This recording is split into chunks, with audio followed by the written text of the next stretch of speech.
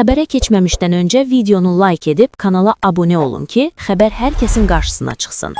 Vətəndaş Fuad Kərimov 2025-ci ilin avqust ayında ilkin ödənişlə Çanqan Avtodan ikinci əl avtomobil alıb.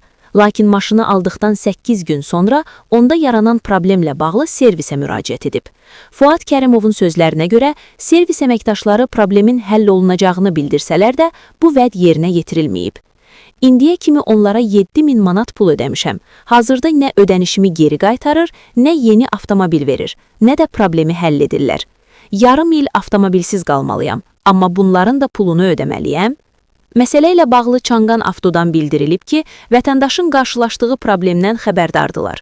Servis əməkdaşlarının məsuliyyətsizliyi, koordinasiyanın düzgün qurulmaması səbəbindən vətəndaşla avtosalan arasında anlaşılmazlıq yaranıb.